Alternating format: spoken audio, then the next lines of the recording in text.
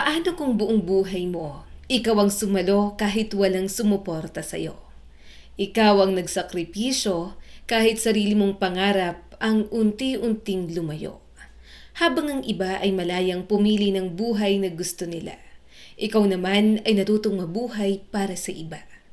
Ito ang pagpapatuloy ng kwento ni Mercy. Isang babaeng natutong bumuo ng sariling landas, malayo sa idinikta ng ibang tao sa kanya. Pero bago natin simulan ang kwento ni Mercy, nais ko munang magpasalamat sa inyong walang sawang pagsuporta sa ating channel. At syempre, shout out muna tayo kay Ma'am Carol Manzano Abrigo, watching from Kuwait, Marie Santiago, Josefa Cabrera, kay Ma'am Susana na nakikinig mula sa Ottawa, Canada, Miles Away 6399 listening from Singapore, Rohel Legaspi, Arlene Daria. Shout out din kay Placido Manuel, Cora Aplaya na nakikinig mula sa Agusan del Norte, at shout out din kay Lori Beniete. Kapag hindi ka tumuloy sa Japan dahil lang sa lalaki, pagsisisihan mo yan habang buhay. Parang biglang tumigil ang paghinga ni Mercy nang marinig ang sinabi ng kanyang ina. Mahina lamang ang boses nito, ngunit sapat na yon upang mas tumindi ang bigat na ilang linggo na niyang pilit dinadala mag-isa.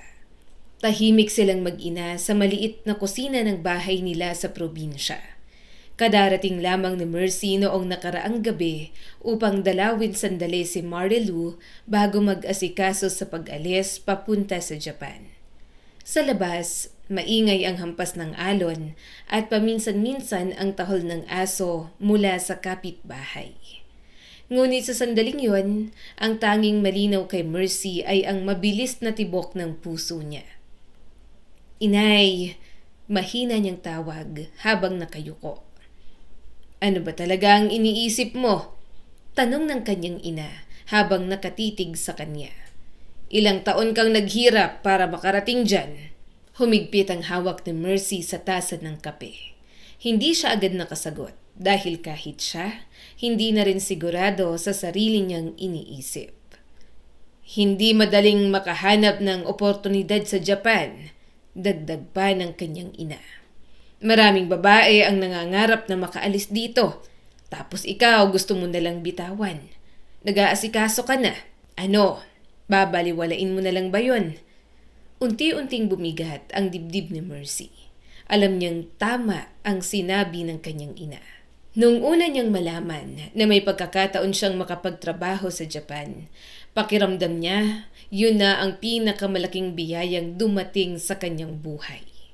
Mas malaking sweldo, magandang trabaho, mas malaking maipapadala kay Marilu, malaking posibilidad na tuluyan silang makaahon sa hirap. Dapat yon ang piliin ni Mercy. Dapat malinaw ang desisyon niya. Ngunit habang papalapit ng papalapit ang alis niya, mas lalo namang nagiging maggulo ang puso niya dahil sa isang lalaki. "At saka lalaki lang naman yan," sabi pa ng kanyang ina habang nag-aayos ng plato. "Kapag gusto ka talaga, maghihintay yan. Hindi yang pipigilan kang lumipad para maabot ang mga pangarap mo." Tahimik na napayuko si Mercy. Hindi niya masabi sa kanyang ina na hindi lang basta lalaki si Ayu para sa kanya.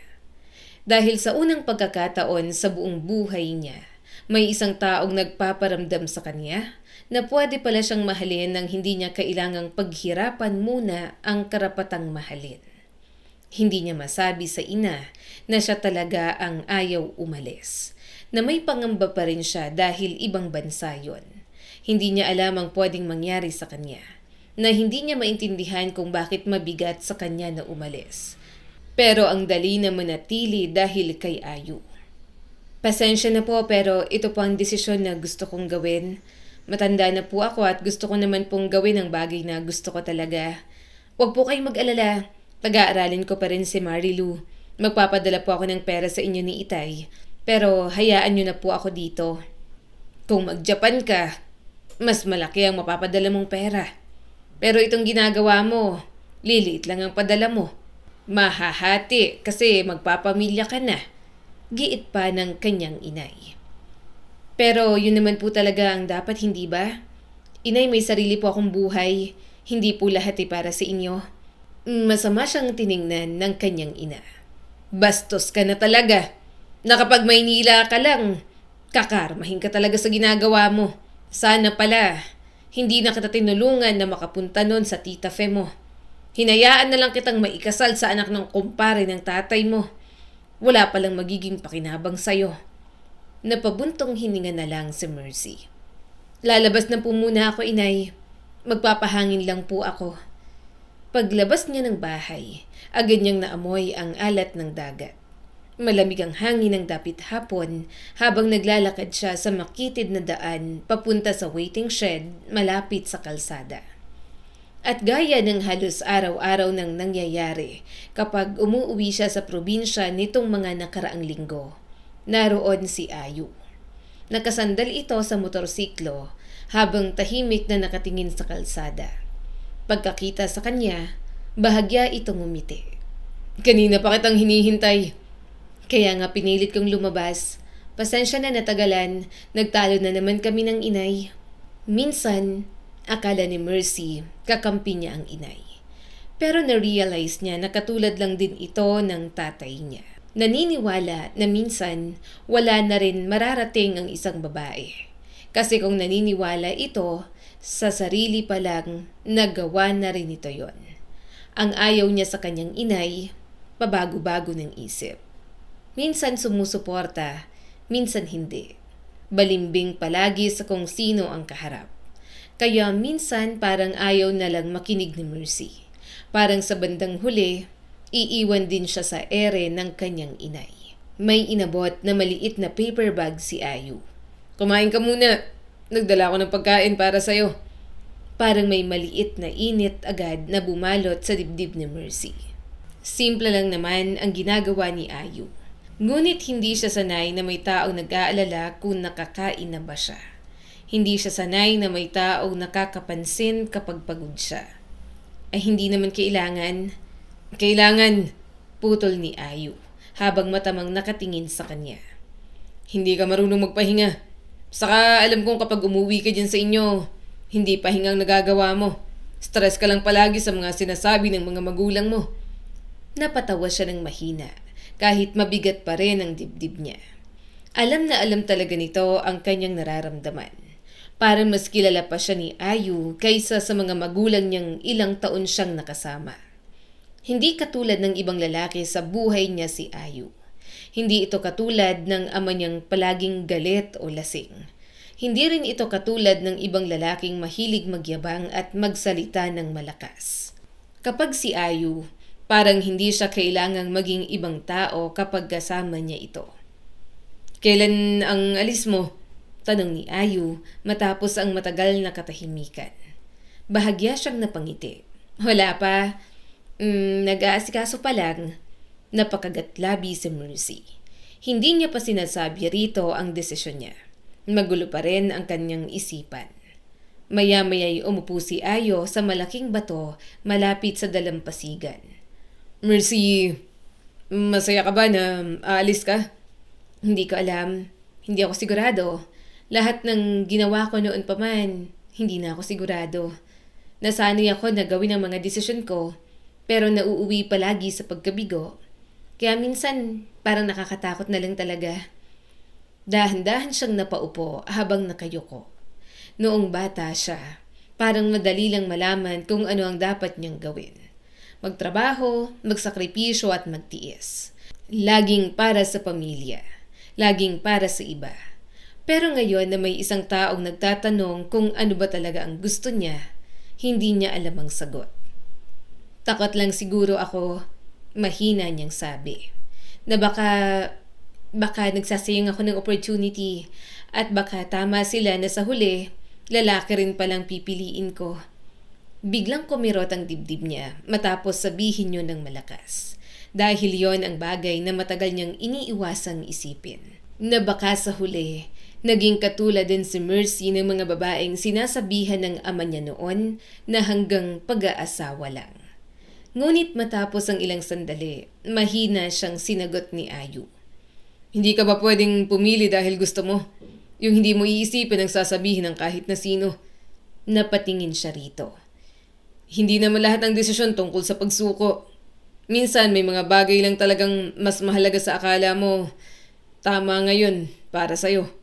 Dagdag nito. Hindi ako tutuloy, saad ni Mercy. Sa Japan ayaw ko nang pumunta. Nanlaki ang mga mata ng binata. Ha?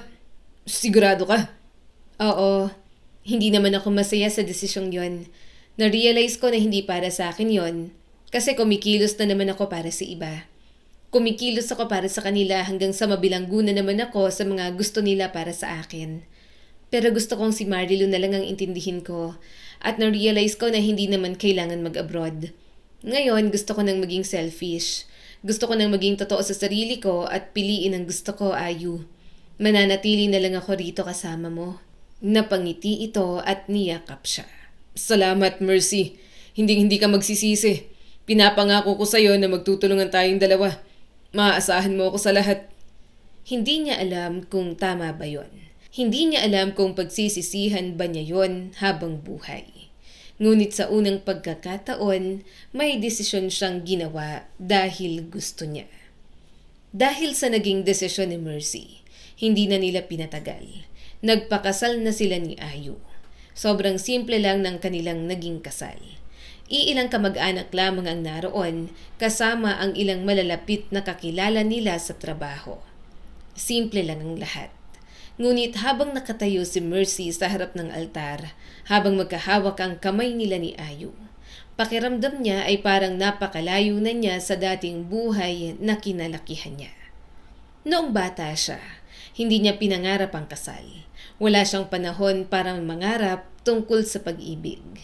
Kaya habang nakatingin siya kay Ayu ng araw na yon, may bahagi sa kanya na hindi pa rin lubos makapaniwala na may taong piniling mahalin siya nang walang hinihinging kapalit. Okay ka lang? Mahina nitong tanong habang papalabas sila ng simbahan. Napatingin siya rito. Oo naman, masayang masaya ko, Ayu, na kasal na tayong dalawa. Ngumiti si Ayu habang marahang pinipisil ang kamay niya. Ako rin, masayang masaya, Mercy. Mahal na mahal kita.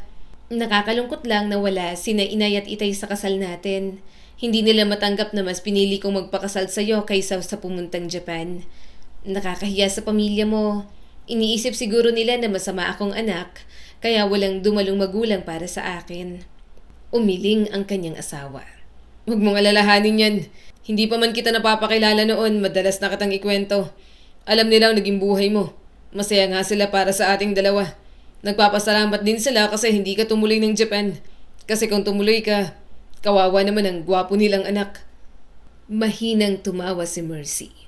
Pagkatapos ng kasal, nagsimula silang mamuhay sa maliit na inuupahang apartment malapit sa trabaho nila. 2 upuan, isang maliit na lamesa, manipis na kutsyon, lumang electric fan at ilang lutuan. Yun lang halos ang laman ng bahay nila noong una. Ngunit para kay Mercy, parang napakalaki na nun. Anong iniisip mo? Tanong ni Ayu habang nag-aayos ng mga gamit. Napatingin siya rito. Parang hindi totoo lahat na makakasama na kita sa iisang bahay. Bahagyang ngumiti si Ayu. Maliit lang naman ang bahay natin. Pasensya ka na. Kapag nakaipon, hahanap tayo ng mas malaki. O kaya ipon na lang tayo para sa bahay natin. May binigay namang lupa ang ama ko sa akin. Hindi yon. Tahimik siyang tumingin sa paligid. Wala sa laki ng bahay ang gusto ko. Ang gusto ko lang yung tahanan na tahimik at payapa ako. Feeling ko kaya mong ibigay sa akin yon. Napatigil si Ayu sa pag-aayos. Ibibigay ko talaga dahil mahal kita. Pangako kong hindi ko ibibigay ang klase ng tahanan na pinadama ng magulang mo sa'yo. Nakakapraning minsan. Parang naghihintay siyang may sumigaw, may magalit, o manumbat. Ngunit walang dumating. Naroon lamang si Ayu na tahimik, kalmado at hindi nayayanig. Unti-unti ring bumalik si Mercy sa trabaho sa dati niyang pinapasukan na restaurant. Supervisor pa rin siya at kahit marami pa rin ang naiinggit at nagbubulong-bulungan tungkol sa kanya, hindi na yon gaanong sumasakit katulad noon. Hindi na katulad dati na halos gabi-gabi siyang umiiyak sa takot na baka hindi siya sapat. Ngayon mas tahimik na ang loob niya. Siguro dahil may isang taong paulit-ulit na nagpapaalala sa kanya na hindi nasusukat ng diploma ang halaga niya bilang tao. Isang gabi, matapos ang mahabang shift, tahimik silang mag-asawa na kumakain ng hapunan sa maliit nilang apartment. "Napuri ka na naman yata ng boss mo," sabi ni Ayu habang nagsasandok ng ulam. Napatingin siya rito. "Paano mo nalaman?" "Pangiti-ngiti ka habang naguhugas ng plato kanina." Napatawa siya. "Napansin mo pa yon?" "Lahat napapansin ko sa'yo." Parang may mainit agad na dumaloy sa dibdib niya. "Oo, napuri nga ako. Gusto ko kasing napupuri ng boss ko para malaman nila na kahit hindi ako nakatapos, deserve kong trabaho na yon. Hindi lang dahil akala nila isip-sip ako."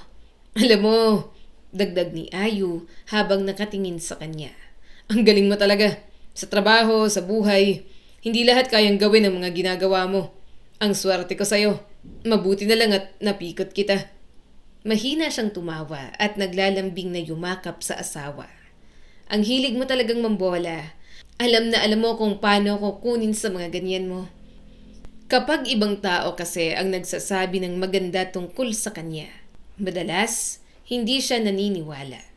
Pero kapag si Ayu, parang gusto niyang subukang maniwala kahit kaunti. Lumipas ang mga taon at mas lalo silang naging maayos sa buhay. Pareho silang supervisor sa kanya-kanyang trabaho. Pareho ring masinop sa pera. Hindi maluho si Ayu at ganoon din si Mercy. Sanay silang magtipid, unahin ang pangangailangan kaysa sa luho.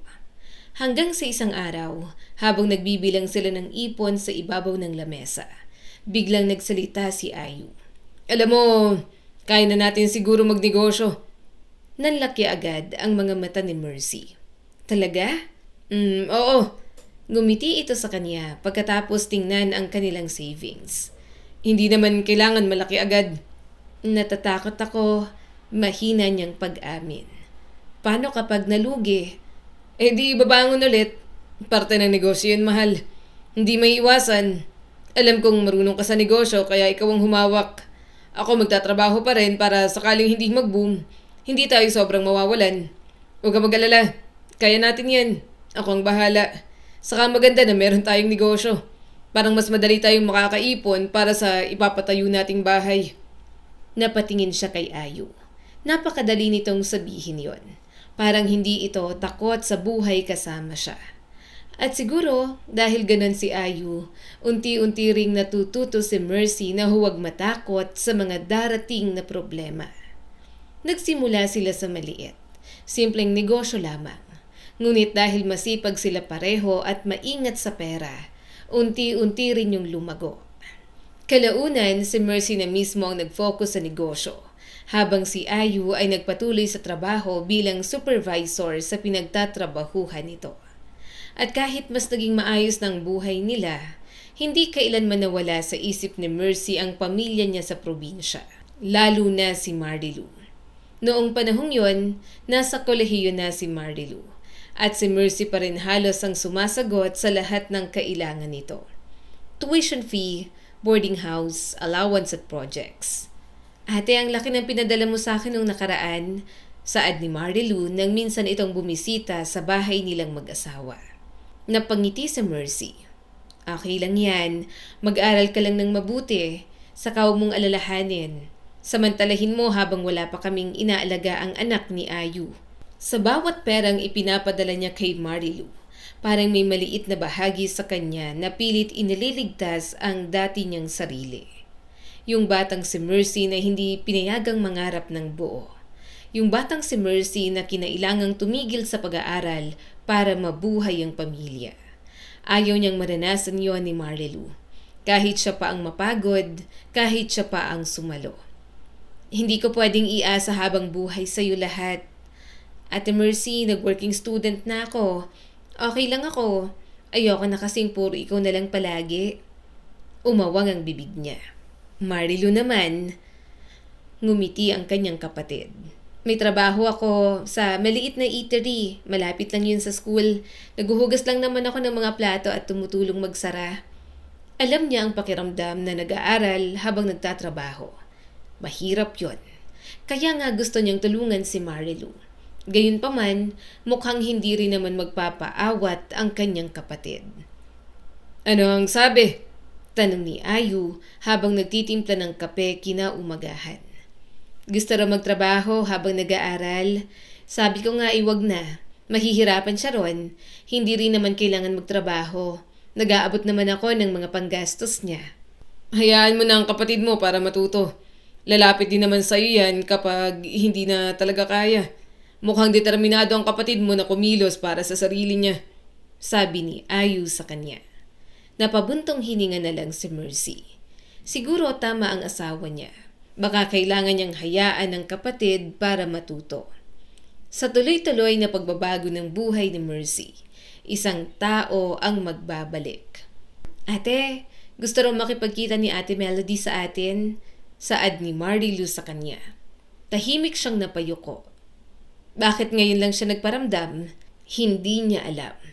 Hindi niya alam kung kaya ba niyang makita ulit ang kapatid niya nang hindi bumabalik ang lahat ng sakit na matagal niyang pilit inilibing.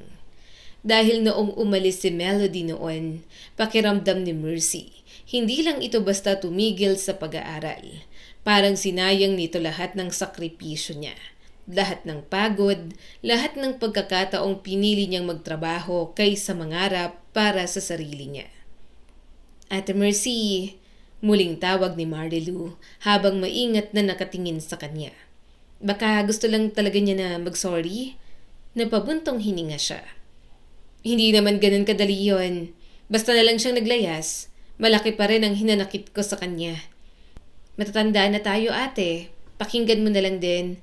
Mahirap na may hinanakit. Mahinang dagdag ni Marilu. May anak na rin daw siya. Iniwan ng asawa niya. Unti-unting bumigat ang dibdib ni Mercy. Mas lalo siyang hindi nakapagsalita. Iniisip niya na lang si Melody bilang isang babae ring maagang napagod sa buhay at hindi isang kapatid na nagkamali sa kanya. Pagkalipas ng ilang araw, pumayag siyang makipagkita. Tahimik lang silang tatlo sa maliit na karinderya malapit sa terminal ng bus. Si Mercy, Marilu at si Melody. Halos hindi agad nakilala ni Mercy ang kapatid. Medyo nagkalaman ang kapatid niya dahil siguro ay nagkaroon na ng anak. At katabi nito ang isang maliit na batang babae na tahimik lamang na nakahawak sa damit ng ina. Ate, usal ni Melody. Parang biglang sumikip ang dibdib ni Mercy nang marinig muli ang boses ni Melody matapos ang napakaraming taon. Tahimik lang siyang tumango. Mabuti naman at nagparamdam ka na sa amin. Bigla ka na lang nawala. Napayuko si Melody. Sorry. Tumingin siya sa bata.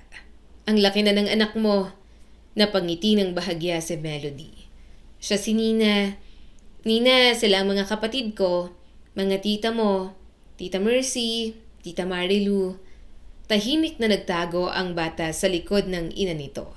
At habang pinagmamasdan yun ni Mercy, bigla niyang naisip kung gaano pa rin kabata si Melody noon nang umalis ito. Ate, sorry. Nanginginig na sabi ni Melody habang namumuo ang mga luha. Hindi ko alam paano magsisimula. Alam kong galit ka at alam kong may dahilan ka. Napapikit si Mercy ng bahagya dahil totoo naman. Galit siya noon. Sobrang galit talaga siya kahit hindi niya ipinakita. Akala niya kasi magkakampi sila ni Melody. Hindi ko gustong sayangin lahat ng ginawa mo para sa akin. Pero ginawa ko. Mahina ngunit diretso niyang sagot. Tahimik na rin si Marilu sa gilid nila. At alam mo ba gaano kasakit yon? Dagdag ni Mercy habang pilit pinapakalma ang sarili. Nung umuwi ako tapos nalaman kong wala ka na. Habang nagtatrabaho ako sa Maynila, Iniisip ko pa noon na kahit paano may natutulungan akong makapagtapos. Tahimik na tumulo ang luha ni Melody. Sorry talaga ate. At sa simpleng paraan ng pagsabi nito, biglang naramdaman ni Mercy ang pagod sa boses ng kapatid niya. Sobrang hina niya agad. Isang sorry lang, lumambot na agad ang kanyang puso para kay Melody. Anong trabaho mo ngayon, Ate Melody? Tanong ni Marilu upang bahagyang gumaan ang tensyon. Sumagot naman ito. Okay naman, may sarili ako negosyo. Maliit lang pero kaya na kaming buhay ng anak ko. Sorry kung natagalan bago ako nagpakita. Ayoko kasing bumalik ng walang-wala. Baka ma-disappoint kayo lalo. Napatingin si Mercy rito. Nasaan yung asawa mo? Bahagyang natawa si Melody ng mapakla. Umalis na. Iniwan kami. Single mom na ko ngayon. Nag-iisa kong binubuhay ang anak ko at kaya ko naman. Hindi ko kailangan ng tulong ng lalaking yon. Maya-maya'y dumating na ang pagkain. Bumulong pa ang bata kay Melody. Mama, gutom na ako. Oo anak, kakain na tayo. Saad ni Melody. Habang kumakain sila, unti-unting naging mas magaan ang usapan. Natuon na kasi ang usapan sa anak nito. Makulit ba ang anak mo? Tanong ni Marilu habang pinapakain si Nina. Sobra. Bahagyang napangiti si Melody. Pero mabait naman, hindi niya ganong pinapasakit ang ulo ko. Kamukha mo nga siya ate. Napatawa ng mahina si Marilu. At si Mercy, tahimik lang pinagmamasdan ng mga ito. Biglang may maliit na kirot sa dibdib niya. Na-realize niyang matagal din palang nawala sa kanya ang mga ganoong simpleng sandali. Pagkatapos nilang kumain, naglakad-lakad muna sila sa tabi ng terminal habang buhat ni Melody ang anak nito. Ate, maingat na tawag ni Melody habang magkatabi silang naglalakad. Kamusta ang inay at itay? Si Marilu ang sumagot para sa kanya. Hindi pa umuwi si Ate Mercy simula nung ikasal. Galit kasi ang inay kasi nagpakasal daw si ate sa halip na pumunta sa Japan. Hindi naman galit. Giit naman ni Mercy. Ayaw ko lang umuwi.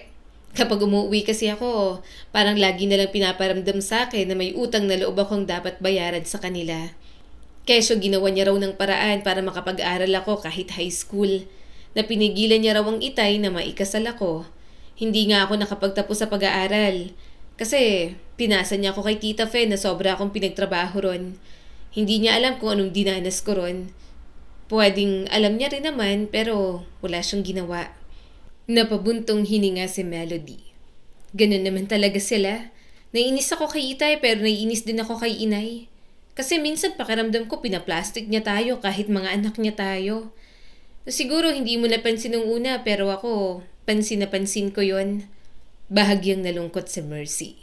Baka nga hindi niya napansin noon. Na-realize niya na lang din na kasalanan din naman ng inay kung bakit nandoon ito sa ganoong sitwasyon. Na-tolerate nito ang kanilang itay na tratuhin ito ng ganoon. Pero kahit pagbali-baliktarin nila ang mundo, mga magulang pa rin nila ang mga ito. May hinanakit sila pero hindi pa rin nila kayang talikuran ng sobra. At tuwing mababanggit ang Japan, mahina siyang natawa ng mapakla. Parang kasalanan ko pang pinili kong mag-asawa. Hindi niya alam ang pagpapakasal kay Ayu ang isang desisyon na para sa sarili ko at hindi ko kailanman pagsisisihan. Noon kasi, akala niya, kakampi niya ang inay nila. Akala niya'y naiintindihan siya nito. Ngunit habang tumatanda siya, mas lalo niyang nakitang kahit ang kanilang ina may paraan ding manumbat. May paraan ding iparamdam na kailangan niyang bayaran habang buhay ang kaunting pagkakataong ibinigay sa kanya noon. Si inay at si itay, nakakapagod silang mahalin no? Mahinang sabi ni Melody. Oo, tumango si Mercy. Hindi mo alam kung pagmamahal bang binigay sa atin o utang na dapat nating bayaran. Magkaiba man ang mga landas nila. Pare-pareho silang nasaktan ng parehong uri ng kahirapan. Parehong lumaking kulang sa lambing, natutong mag-survive bago matutong maging bata. Pag uwi ni Mercy ng gabing yon, Tahimik siyang naupo sa gilid ng kama nila ni Ayu. "Kumusta?" tanong ng asawa niya habang humihiga sa kanyang tabi. "Ano nangyari sa pag-uusap ninyong magkakapatid?" Napangiti siya at yumakap dito. "Okay lang naman, inintindi ko na lang na nakakapagod din kasi na may hinanakit. Saka kasama ni Melody ang anak niya. Ayoko namang manumbat ng manumbat tapos marinig ng bata. Saka para saan pa bang manumbat?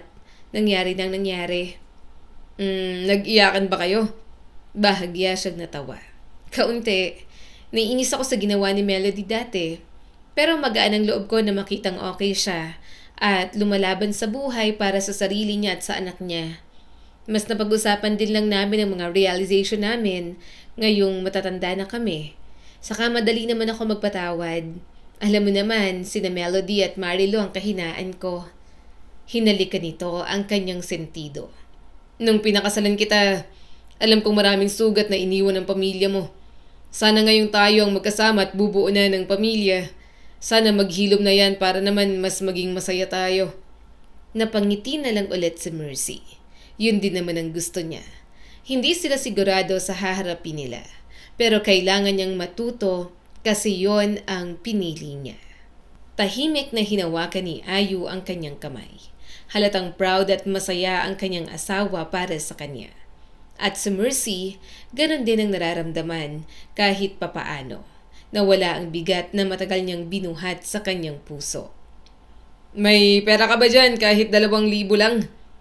Pagkabukas pa lang ni Mercy ng pinto ng store ng umaga na yon, agad siyang sinalubong ng nakatatanda niyang kapatid na si Joel. Napahinto si Mercy. Nandun na ang kuya niya para mangutang. Napatitig siya rito at mukha itong pagod, ngunit walang direksyon. "Ano na naman ang paggagamitan mo?" Diretso niyang tanong habang nakahalukip-kip. Napakamot si Joel sa batok. "May babayaran lang." "Anong babayaran?" Umismid ang kanyang kapatid. "Basta importante." Noong bata sila, si Joel ang isa sa mga paboritong anak ng kanilang ama. Hindi pinaghuhugas ng pinggan, hindi pinaglilinis. Kapag ayaw magtrabaho, hinahayaan lang. At habang pinagmamasdan ngayon ni Mercy ang kuya niyang nasa tamang edad na, ngunit wala pa ring maayos na trabaho. Hindi niya maiwasang makaramdam ng kakaibang lungkot. "Kuya Joel," mahina ngunit matigas niyang sabi. "Hindi kita bibigyan kung ipapang-inom mo lang." Hindi ah." "Totoo?" Subok niya pa rito. Napatahimik ito. At sapat na yon para malaman ni Mercy ang sagot. Maya-maya, napabuntong hininga siya bago dumukot ng pera mula sa maliit niyang bag. "Eto," inabot niya ang 500. "At huli na to." "Ano ba naman yung 500 lang?" Napairap siya sa reklamo ng kanyang kapatid. "Kung ayaw mo, ibalik mo." Tahimik agad na kinuha ni Joel ang pera. At habang pinagmamasdan niya itong paalis, muling sumikip ang dibdib niya sa pamilyar na pakiramdam ng pagkadismaya. Pagpasok niya sa loob ng tindahan, agad siyang sinalubong ni Ayu na may hawak na 2 tasa ng kape. "Kuya mo, nangungutang na naman?" tanong nito. "Oo, ayaw pa kasing ayusin ang buhay. Hindi naman sa lahat ng oras mapapautang ko siya. Ang tanda-tanda na. Siya pa tong galit. Minsan dinadahilan na lang kita na magagalit ka at para isipin niya naman na pera mo yun at hindi akin. Ayokong umasa siya sa akin. Ang pinagtatrabahuhan naman natin para sa magiging future pa natin. Hindi pwedeng sa kanila na lang palagi." Umupo siya sa maliit na stool sa gilid ng counter habang iniinom ang kape. At habang iniisip niya ang itsura ni Joel kanina, hindi niya maiwasang maalala ang ama nila. Parehong paraan magsalita, lakad at bisyo yata ang namana. "Minsan naawa na lang ako," mahina niyang sabi. "Sa asawa ni kuya, sa mga anak niya. Hindi naman tamad si Kuya Joel dati. Pero ewan ko, parang nasanay na lang na okay lang na walang direksyon. Ganon din ang iba pa naming mga kuya." Hinaplos ni Ayu ang likod niya. Kapag nagkikwento siya ng ganoon, wala itong sinasabi pero nakikinig lang. Ganon ang ugali ng asawa niya para maiwasan itong ma-invalidate ang kanyang nararamdaman. Maya-maya'y marahan siyang napailing. At kasalanan din yun ni Itay. Kung maayos at pantay-pantay ang naging pagpapalaki niya, baka lahat ay umasenso kami. Lumipas ang 1 taon mula nang muling makipag-usap si Mercy sa mga magulang niya. Walang iyakan o mahabang sorry. Parang isang araw, nagdesisyon na lamang silang magsimula ulit magsalita. Minsan tumatawag ang kanyang inay. Minsan umuwi siya sandali. Ngunit kahit maayos na silang nag-uusap, hindi pa rin nawawala ang distansya sa loob ni Mercy. May mga sugat kasing kahit magsara, may peklat pa rin. Isang hapon, umuwi si Mercy sa probinsya upang dalawin ang mga magulang niya. Kasama niya ang anak niyang panganay at ang kanyang asawa para na rin makapagbakasyon. Pagpasok pa lang niya sa lumang bahay nila, agad siyang sinalubong ng maingay na boses ng isa pa niyang kapatid na lalaki. "Tay, pautang nga muna!" Natigilan si Mercy. Agad namang kinuha ng asawa niya ang anak nila. "Labas muna kami sa may dalampasigan." Tumango na lang siya. Ayaw ni Mercy na marinig ng asawa at anak niya ang mga yon. Nakakahiya kahit pa asawa niya si Ayu. Nasa sala si Ruben habang nakaupo ang ama nila sa lumang silya. "Ano ka ba?" Sagot ng kanilang Itay habang umiinom ng kape. "Kakautang mo lang nung 1 linggo. Wala na kaming pera. Pangkain na lang namin yun ng inay mo at pangbayad ng bills. Bigay na nga lang yun ni Mercy at Melody." "Babayaran ko naman," sabi pa ni Ruben. Napailing ang inay nila. "Kailan? Baka mamaya hindi mo ibalik." Tahimik lang si Mercy habang pinagmamasdan ng mga ito. Nakakatawa minsan. Noong bata sila, akala niya'y napakalakas ng mga kuya niya. Ang mga ito yung hindi inuutusan, hindi pinapalo kapag nagpapahinga, hindi sinasabihang hanggang kusina lang ang silbi. Ngunit ngayong matatanda na sila, parang mas ang mga ito pa ang nawawala ng direksyon. "Mercy!" Napalingon siya nang makita siya ng kanilang inay. "Dumating ka pala!" Lumapit ito agad upang yakapin siya. At kahit may bahagi pa rin sa kanyang naninikip tuwing naaalala ang mga dating sama ng loob, niyakap niya na rin ito pabalik. "Kumain ka na ba?" Tanong nito sa kanya. "May tinapa kaming stock. Gusto mo yon, hindi ba? Meron dyan sa kusina. Mag-uwi kayo ng asawa mo." Bahagya siyang napangiti. Simple lang ang usapan nila. Parang walang malalaking sugat na pinagdaanan. At minsan, naiisip ni Mercy, siguro ganun talaga ang ibang pamilya. Hindi marunong humingi ng tawad. Kaya ang ginagawa na lang, nagpapatuloy kahit may naiwang mga masasakit na mga salita. Habang naghahapunan silang lahat ng gabing yon, tahimik lang si Mercy na nakikinig sa usapan ng mga kapatid niyang lalaki. Nandun ang mga ito at nakikikain dahil malapit lang naman ang bahay. Alam din ng mga ito na kapag siya ang uuwi o si Melody, palaging puno ng pagkain ang lamesa. "May sideline sana ako sa pier," saad ni Manuel. "Hindi ko tinuloy." Tumawa naman si Ruben habang pinapakain ng anak nito. Bakit hindi mo tinuloy?" Mainit kasi doon." Nagkatinginan sila ni Ayu. Parang alam na agad nito ang tumatakbo sa kanyang isipan. Sinubuan na lang siya nito ng inihaw na isda. Iniisip siguro nito na baka may masabi na naman siyang lagpas at makabuo ng tensyon. Naiinis si Mercy habang ngumunguya. Walang malinaw na plano ang mga kuya niya. Walang direksyon kahit may mga asawa at mga anak na. At habang pinagmamasdan niya ang mga ito, bigla niyang naalala kung paano sila tratuhin noon ng ama nila.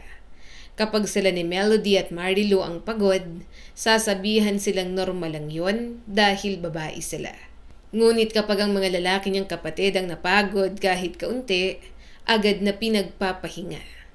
Tahimik na napatingin si Mercy sa ama niya na kumakain sa dulo ng mesa. Matanda na ito ngayon pero malakas pa rin naman. Tumutulong siya sa mga ito kasi mahal niya pa rin ang kanilang inay at itay. Ngunit kahit ganon, hindi pa rin niya maiwasang maramdaman ang pait sa dibdib niya. Dahil lahat ng oportunidad, mga pabor at pag-unawa, napunta sa mga anak nitong lalaki. Samantala silang mga babae, kailangan maghirap para lamang mapatunayan na may halaga rin sila. At si Marilu, tanong ng kanyang ina, kailan uuwi? Busy pa po sa trabaho si Marilu. Ang galing talaga nun. Bahagya itong umiti. Nakapagtapos pa. Sana huwag munang mag-asawa at tumulong dito. Huminga ng malalim si Mercy. May boyfriend na po yung seaman at nasa kanya kung mag-aasawa siya o hindi. At malamang naman po na makakapagtapos siya. Pinaghirapan naming tatlo yon. Biglang natahimik ang inay at itay nila. Napayuko agad ang kanyang inay. At si Mercy agad ding nagsisi sa tigas ng boses niya. Kain ka pa. Masuyong saad ni Ayu. Pilit pinapagaan ng tensyon. Nagpatuloy na nga siyang kumain. Ngunit hindi niya mabawi. Dahil totoo naman, hindi lang si Marilu ang lumaban para makarating doon. Pati siya at ganoon din si Melody. Lahat sila may bahagi sa tagumpay na yon ng asenso na mayroon sila.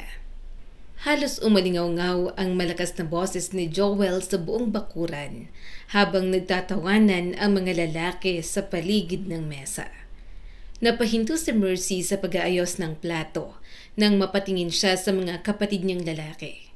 May bagong biling alak sa lamesa, 2 kahan ng beer sa gilid.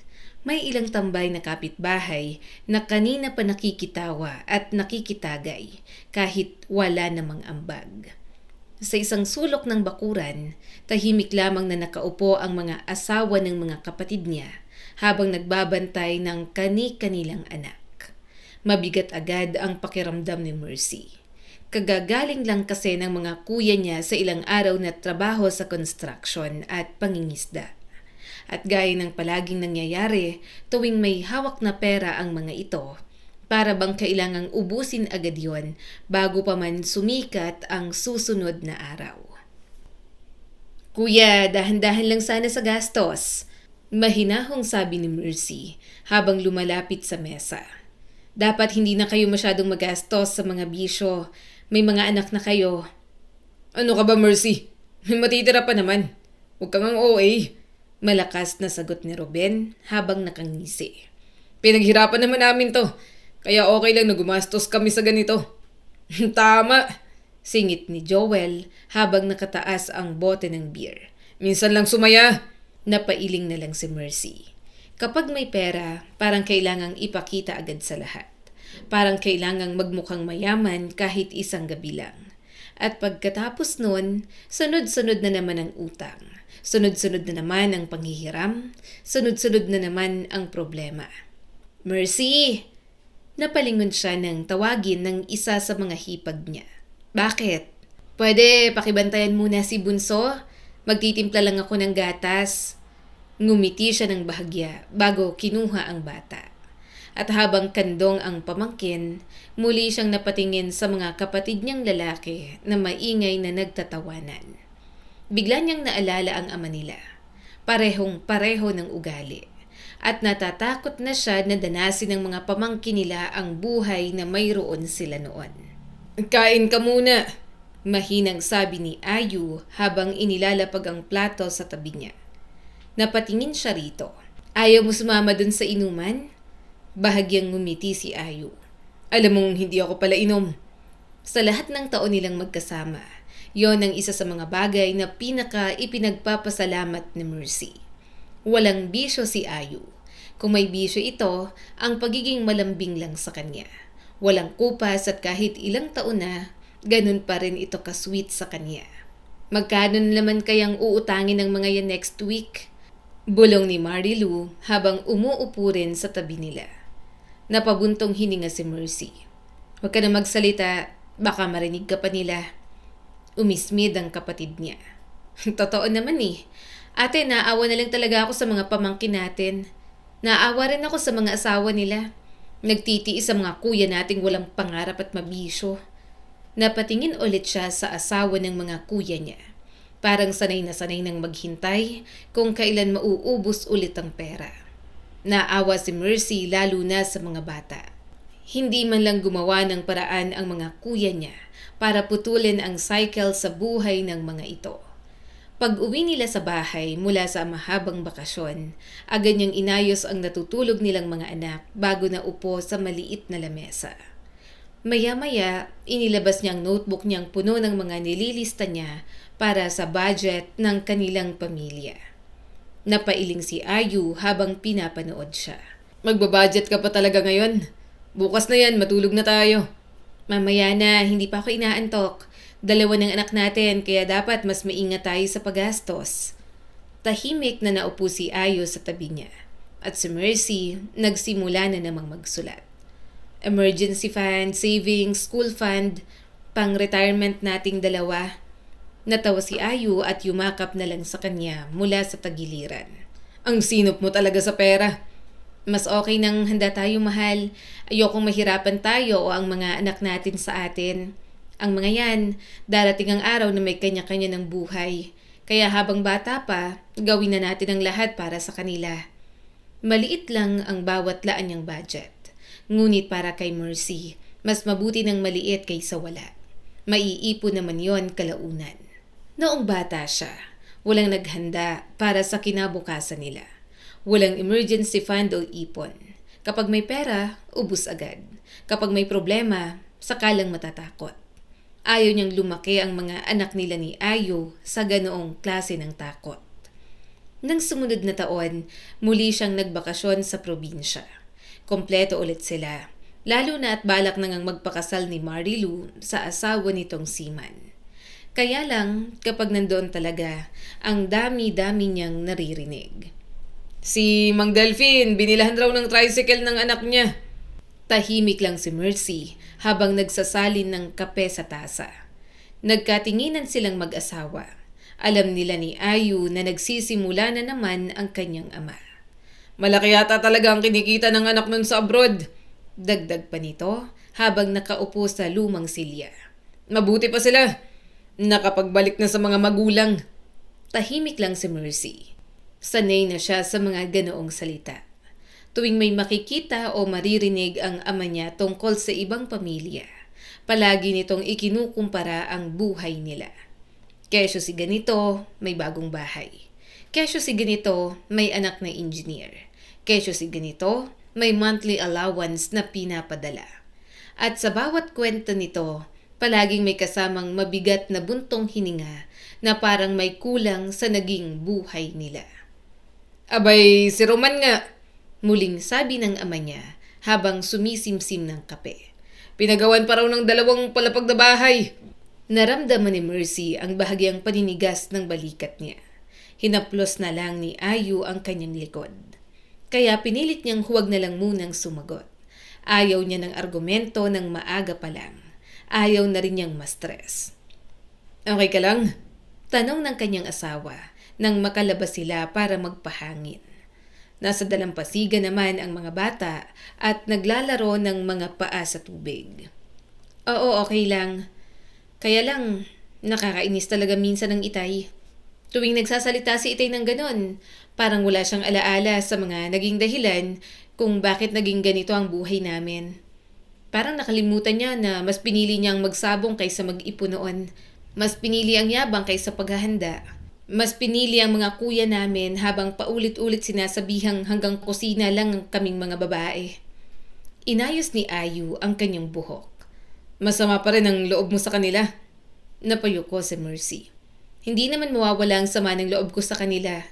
Kasi hindi naman sila humingi ng tawad kahit isang beses. Kailanman hindi nila binuksan. Kailanman hindi nila inamin na may pagkakamali rin sila. Parang kinalimutan nila at hindi na nila iniisip na nakakasakit sila sa amin. Maya-maya ay bumalik na sila sa bahay. Tinulungan niya si Marilu para sa ilang kailangan pa nito para sa kasal.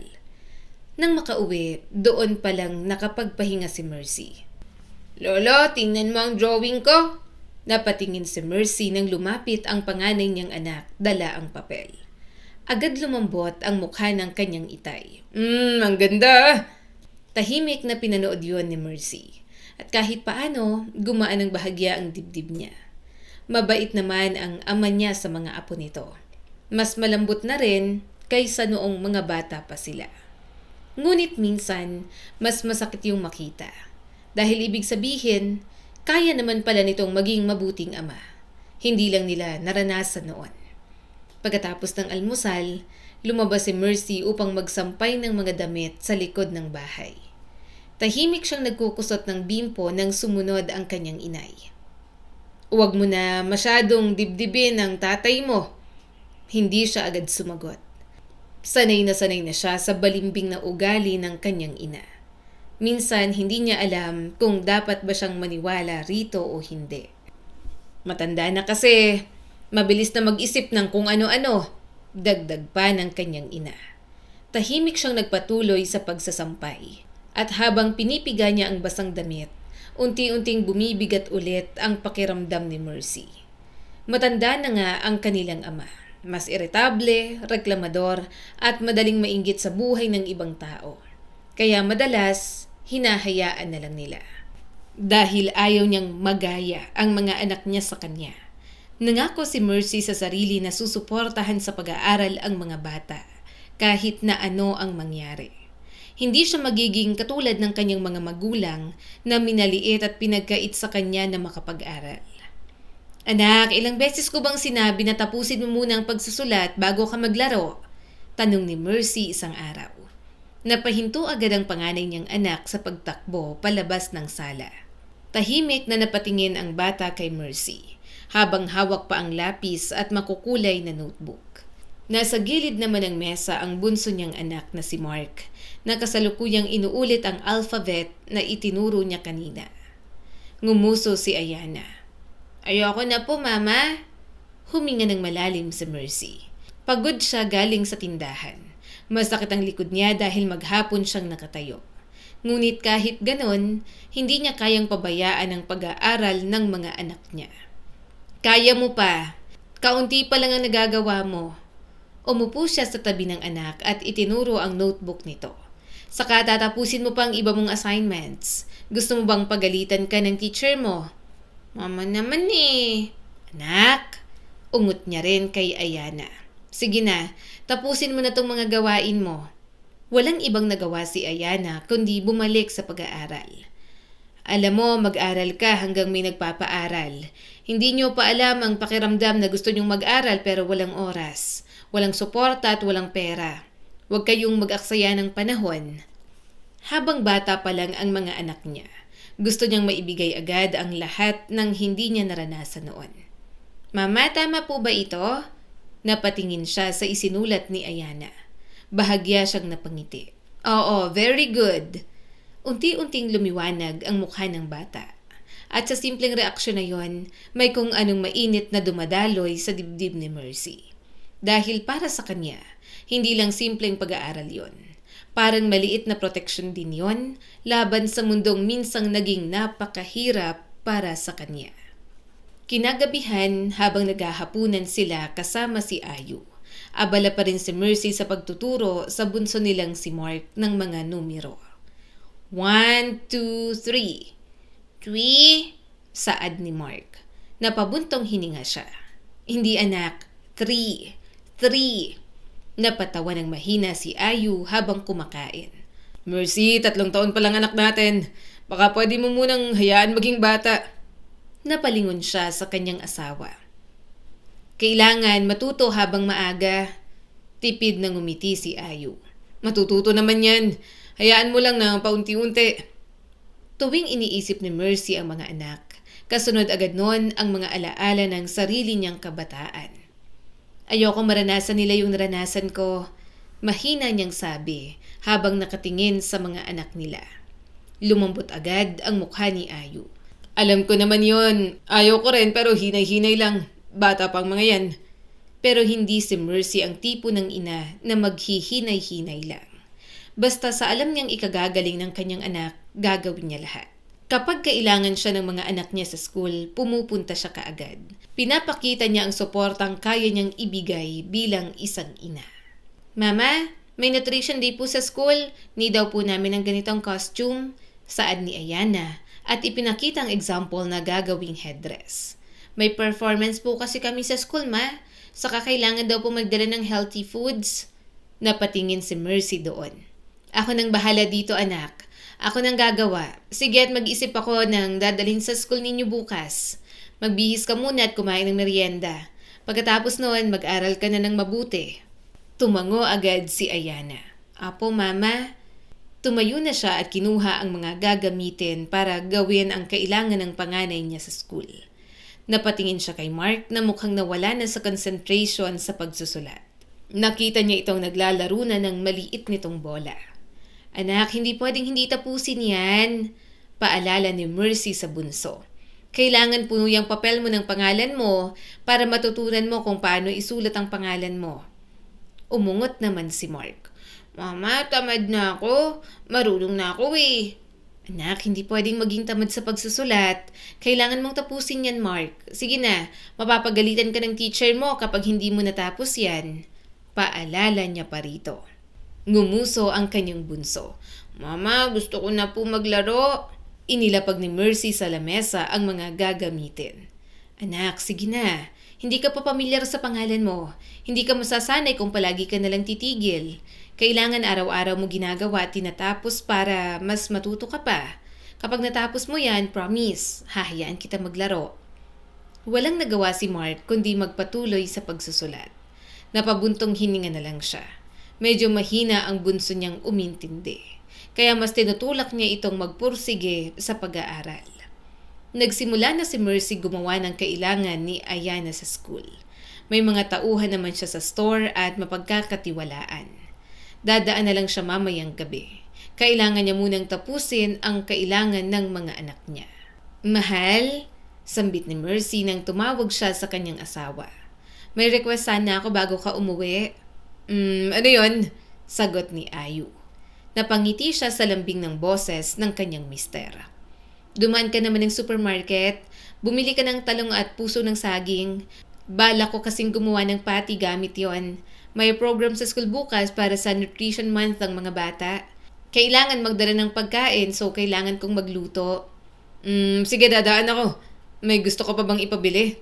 Tanong pa nito sa kanya. Gusto mo ba ng cassava cake? May nakita kasi akong bagong bukas na store. Naalala ko na favorite mo. Gusto mo, bilhan kita? Mahinang tumawa si Mercy. Sige, ibili mo na rin ako. Kapag may natira, ilagay na lang sa ref para mamerienda pa rin bukas. Nagpatuloy na ulit sila sa kanilang mga gawain. Si Ayana, nag-aral na rin pagkatapos ng merienda. Si Mark naman, natapos na sa gawain kaya hinayaan niya na lang na maglaro. Nang matapos siyang gawin ang headdress ni Ayana, saktong tapos na ito sa pag-aaral. Ayusin mo ng mga gamit mo sa loob. Apo, Mama. Pagkatapos mo dyan, sumunod ka sa akin sa kusina. Magluluto tayo ng hapunan. Napangiti agad ito. Okay po, ano pong lulutuin natin, Ma? Chicken feet adobo na maraming mushroom. Nag-request kasi ang papa ninyo. Hindi lang pag-aaral ng mabuti ang tinuturo niya sa kanyang mga anak. Tinuturuan niya rin ang mga ito kung paano mabuhay. Ayaw niyang maging tamad ang mga ito. Binibigay nila lahat ni Ayu pero kailangan pa rin na matuto. Kahit babae si Ayana at lalaki naman si Mark, pantay ang pagtrato niya sa mga anak. Kailanman ay hindi niya inihambing ang dalawa sa isa't isa. Hindi niya ipadadama sa mga anak ang naranasan sa kanyang itay. Pagkatapos kumulo, okay nang luto natin, Ma? Tanong ni Ayana sa kanya. Tumango naman si Mercy. Okay na yan. Kapag malambot na, saka natin lasahan para kapag may kulang pa, dadagdagan natin. Nang dumating si Ayu, agad na sumalubong ang mga bata rito. Napangiti na lang si Mercy at yumakap din sa asawa. Kinuha niya mula rito ang box ng cassava cake. Halika na, kumain na tayo. Nakangiting sabi ni Mercy at nagpadala sa akbay ng kanyang asawa. Kinabukasan, maaga siyang nagising. Madilim pa sa labas nang bumangon siya mula sa kama, habang mahimbing pang natutulog sina Ayu at mga bata. Tahimik siyang naglakad palabas ng kwarto at dumiretso sa kusina. May kakaibang saya sa pakiramdam niya tuwing may school activity ang mga anak niya. Noong bata pa kasi si Mercy, palagi niyang pinapanood ang ibang kaklase na may kasamang magulang sa mga program. May mga inang abalang nag-aayos ng costume, mga amang nakaupo sa harap na malakas pumalakpak. Samantalang siya noon, sanay na sanay ng mag-isa. Kaya ngayon, kahit gaano siya kapagod, sisiguraduhin niyang mararamdaman ng mga anak niya na present siya palagi. Tahimik siyang nagsaing bago inilabas ang mga gulay at ingredients na pinamili ni Ayu kagabi. Habang hinihiwa niya ang puso ng saging at talong para sa gagawing veggie patties, naisip niya na sana magustuhan ng mga bata sa school ang ihahanda niya. "Mahal!" Napalingon siya nang marinig ang paos pang boses ni Ayu mula sa pintuan ng kusina. Magulo pa ang buhok nito at bagong gising. "Ang aga mo naman!" Bahagya siyang ngumiti habang nagpapatuloy sa paghahalo ng mixture. "Kailangan matapos agad to. Maya-maya magigising ng mga bata." "Mukhang marami yata yan." "Pang-share kasi sa section nila. Lalagyan ko rin ng lunchbox mo para makatikim ka, mahal." Napangiti na lang si Ayu habang yumakap mula sa likod niya. "Palambing habang nagluluto ka. Gusto kong sumama kaso may work pa ako." Napatawa siya ng mahina. "Ayos lang. Kukunin ko na lang sila ng videos at pictures para makita mo. Pupunta ako rin para tumulong. Ayaw kong mapahiya ang anak ko." "Hindi naman mapapahiya yun." Tahimik na lang siyang hinayaan ni Ayu habang patuloy sa pagluluto. At habang naaamoy niya ang nalulutong patis, unti-unting bumalik sa isip niya yung mga panahon noon na kahit simpleng contribution sa school ay hindi nila kayang ibigay. "Kapag gumagawa ko ng effort para sa anak natin, pakiramdam ko may naghihilom dito sa puso ko." Mahina niyang pag-amin sa asawa. Hinalikan naman nito ang kanyang leeg at matamang nakinig. Malungkot siyang napangiti. "Ilang beses akong nakaramdam ng hiya noon dahil walang maipasa. Ilang beses akong umiwas sa group activities dahil walang pambayad. Mayroon namang napoprovide ang itay noon, pero mas inuuna niya talagang bigyan ng mga kapatid kong lalaki. Kasi nga para sa kanya, hindi naman namin kailangan mag-aral. Kaming mga babae. Ayoko maranasan ni na Ayana at Mark yun. Pantay dapat sila at dapat na parehong maging maganda ang kinabukasan." Mas humigpit ang yakap ng kanyang asawa. "Hindi magyayari sa mga bata ang mga nangyari sa'yo. Kasi ginagawa mong lahat para maging mabuting ina para sa kanila." Makalipas ang ilang minuto, narinig na nila ang mahinang yabag mula sa kwarto. "Mama?" Napangiti agad si Mercy nang makita si Ayana na bagong gising, habang yakap pa ang maliit nitong unan. "Good morning, Mama." "Mama, ngayon na po yung performance namin." "Oo nga." Hinalikan niya ito sa noo. "Excited ka?" Mabilis itong tumango. "Kabado po. Nahihiya po ako kapag nasa stage, Mama." "Normal ang kabahan." Tumawa si Ayu at niyakap din ang anak nila. Tahimik niyang pinagmasdan ng anak na binuhat ng kanyang asawa. Malaki na ito, mas mahaba ng buhok at mas tuwid na magsalita kaysa dati. At habang tumatagal, mas lalo niyang nararamdaman kung gaano kabilis lumipas ang panahon. "Papa, manunood ka rin po ba?" Tanong ni Ayana kay Ayu. Hinawakan ni Mercy ang mukha ng anak. "Hindi, may trabaho pa kasi ang papa niyo, pero kukunin ko kayo ng video at pictures para mapanood niya kayo ni Mark." Unti-unting lumiwanag ang mukha ni Ayana at tumingin ulit sa ama. "Panoorin mo na lang po kami sa video at pictures, ha?" Tumawa si Ayu. "Oo naman, excited na nga ako eh. Kung pwede lang mag-absent sa trabaho ko. Kaso tambak ang trabaho ko ngayon, kaya marami pa akong dapat tapusin. Promise, kapag nagkaroon ako ng libreng oras, babawi ako sa inyo ni Mark. Mamamasyal tayo sa amusement park. Gusto niyo ba yon?" "Syempre po, Papa. Yay! Amusement park!" Bulalas ng anak nila. Pagkatapos ng almusal, nagsimula na siyang ayusan si Ayana. Maingat niyang sinuklay ang buhok nito habang nakaupo ang bata sa maliit na stool sa harap ng salamin. "Mama, masakit po." Ginaanan ni Mercy ang hawak sa buhok ng anak. "Sandali lang, mas maganda kung nakabraid ang buhok mo." Tahimik na napangiti si Ayana, habang si Mark naman ay paikot-ikot sa sala, hawak ang maliit nitong toy car. Nabihisan niya na ito. Madali lang naman ayusan ng lalaki, kaya walang problema. Pagdating nila sa school, maingay na agad ang paligid. May mga batang naka-costume, mga magulang na may bitbit na pagkain. Pagdating nila sa school, maingay na ang paligid. May mga batang naka-costume, mga magulang na may bitbit na pagkain, mga teacher na abalang nag-aayos ng stage. At habang naglalakad si Mercy sa covered court kasama ang pamilya niya, hindi niya maiwasang mapangiti. Yun ang klase ng normal na buhay na matagal niyang pinangarap noon. "Mama, dun po ako sa section namin." Excited na saad ni Ayana habang hinihila siya. "Sige anak, dahan-dahan lang. Mark, sama ka na muna sa amin." Tumango naman si Mark. "Sige po, mama." Agad nilang inilapag ang pagkain sa mahabang lamesa, kung saan nakadisplay ang healthy foods ng bawat section. Tahimik na inayos ni Mercy ang tray ng veggie patties at ang gulay habang pinapantay ang decoration na ginawa niya kagabi. "Ang ganda ng gawa mo, Mrs. Delgado." Napalingon siya nang marinig ang advisor ni Ayana. Bahagya siyang napangiti. "Salamat po." Napatingin siya kay Ayana na kasalukuyang nakikipagkwentuhan sa mga kaklase. At muli niyang naramdaman yung maliit na saya sa dibdib niya. Hindi niya alam kung bakit ganun siya kasaya sa simpleng school activity lamang. Siguro dahil para sa ibang tao, normal lang yun. Ngunit para kay Mercy, malaking bagay nang makita ng anak niya na may magulang na present. "Magaling po si Ayana sa klase," biglang sabi ng teacher habang inaayos din ang table. "Tahimik lang pero competitive." Napangiti lalo si Mercy. "Talaga po?" "Opo, Mrs. Delgado. Mabilis umintindi." Tahimik siyang napatingin muli sa anak. Nagkaroon ng pride sa kanyang dibdib. "Minsan po nahihiya lang magsalita," dagdag pa ng teacher. "Pero mabait siyang bata." Tahimik lang siyang tumango. At sa loob-loob ni Mercy, nangako siyang aalagaan niya ang confidence ng kanyang anak. Magaan ang pakiramdam ni Mercy pauwi mula sa school. Habang nasa sasakyan sila, hindi nawawala ang ngiti sa labi niya.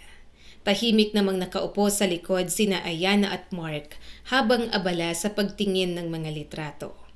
Paulit-ulit nitong pinapanood ang video performance ni Ayana na para bang ayaw niyang matapos ang sandaling yon.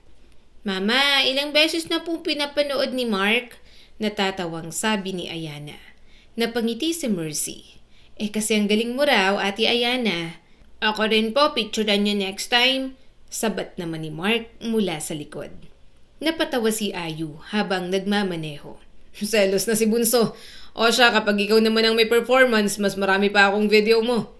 Agad lumiwanag ang mukha ni Mark.